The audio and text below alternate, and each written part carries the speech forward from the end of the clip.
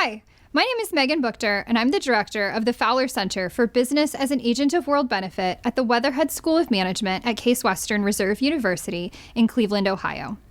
At the Fowler Center, our mission is to educate students about the transformative power of business to make a positive impact globally. One of our key initiatives is the AIM2Flourish program, which collaborates with professors and universities worldwide.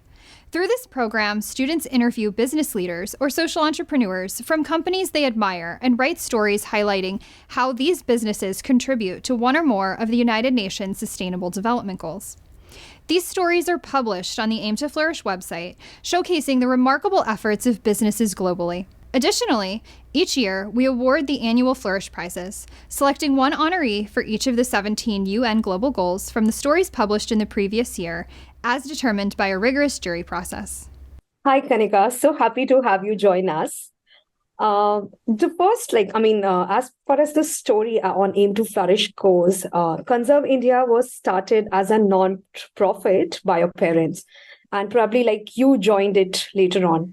So I'm just curious and really excited to know you already hold an MBA.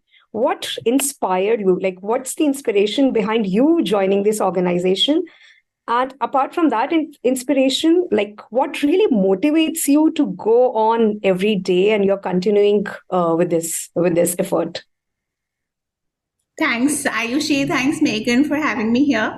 And yes, it's a very interesting question to start with. I joined Conserve India in 2015, so it's been about 8 years now. And for me, I think coming from this background of where a lot of my family already works in sustainability. And so I think how capitalism works, how business as usual works, how I think the things that I was taught in my MBA, it was just not in sync with the kind of enterprise or the business that I saw myself with. And for me, it was always important that, yes, profit is important, but also people and the planet. So, looking at the triple bottom line. And the kind of work that Conserve India was already doing, it was just about giving it more of a spin, to make it more, to scale it more, to increase that on-ground impact, to increase the economic impact that it brought to grassroots communities, and overall to extend its supply chains so that we could build an enterprise that it focuses on this triple bottom line. Wonderful. So, Kanika, can you share a little bit more about the operations of this organization? I think you have a branding and a marketing under the name of LIFAFFA. So how does it operate, and what are the territories where these artisans are based right now? How do you function? Sure. So Conserve India is like an umbrella enterprise, and it works as a social enterprise. So we have a non-profit arm and the marketing commercial arm, which is called LIFAFFA. And so once the non-profit goes into a new territory, we work with villages and towns across North India. We have about 600 waste workers and artisans who are directly or indirectly involved in our supply chain. And so the nonprofit takes care of mobilizing that audience, of training them, building their capacity in using waste as a resource, and also providing them business function trainings. And because the ultimate goal is that we want these artisan sectors to become independent, to become self-reliant. But the challenge with most of these groups comes in the design and marketing of the products that we're making. And that's why LIFAFFA acts as the commercial enterprise that helps them design products which have global trends, which have good global quality that can be sold in Western markets as well as the domestic market, and to create ranges that are very marketable, and thereby supporting them with that option of having some reliance of sales, because ultimately the products which will keep them going. Once, even if we do have a seed funding to make this group, get them machinery, get them training, etc. But ultimately to become self-reliant, it has to be a good product that sells in the market. That brings me to just quick follow-up question on that. So, what's the revenue model of this organization? Is it like, have you taken any external funding, or is it mainly whatever the profits you generate from LIFAFFA that is again pulled back and plowed back into the business? What's the revenue model? So it works in multiple channels because we do raise grants. The nonprofit does raise grants in terms of mobilizing new groups. So these grants can come from funding agencies or from CSR, corporate social responsibilities, working with corporates, or even some individual donations, and which keeps like the R&D going. And because Conserve India, under its non-profit, we also build a lot of technologies which are proprietary technologies to convert plastic, synthetic textiles, post-consumer textiles into new and usable fabrics. And once these technologies are ready to become commercial, then Conserve India goes into different grassroots communities, because all of these technologies that we make, they're not very expensive to implement. And so they are made for the grassroots communities so that they are adjustable and adaptable to the local needs of the community, the infrastructural issues, the power issues. And keeping all that in mind, these technologies are then used to create sustainable livelihoods for the communities that we work with. And once these groups are ready, they start building these products that can be fashion accessories, home accessories, or lifestyle products, footwear. These different products, then we create different ranges which can be sold in their local area. They can be sold through web e-commerce and all through the Indian audience, as well as through LIFAFFA to different export buyers that we work with across Europe and America. Okay. I'll just give it back to Megan, who would like to have a very interesting question that we ask all our Flourish prize honorees this time.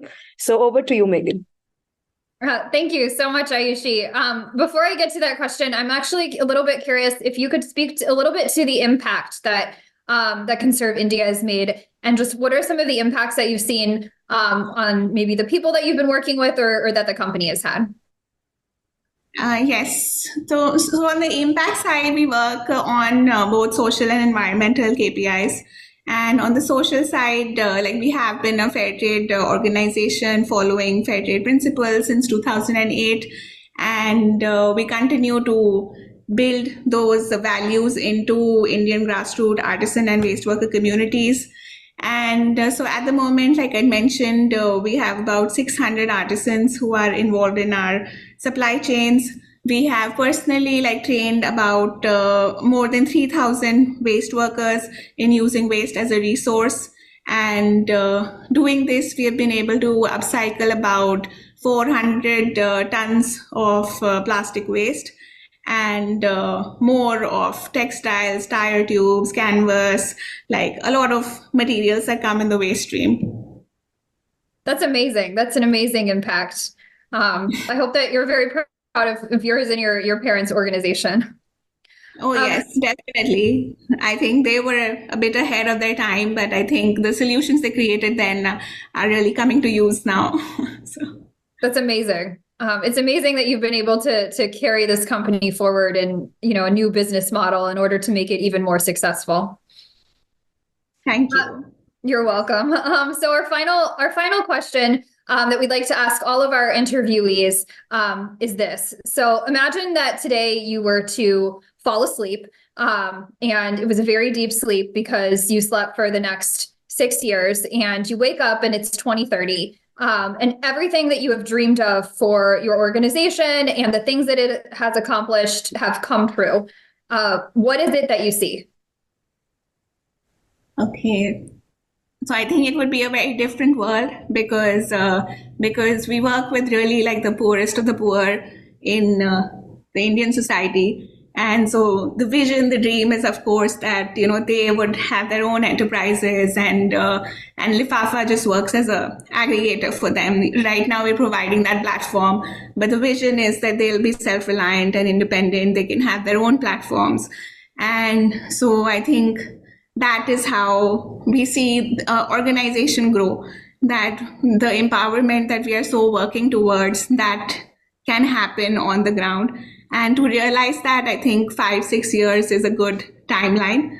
But beyond the organization, I also think that there is a wave of consciousness that is spreading across consumers. And so both of these things have to move parallelly.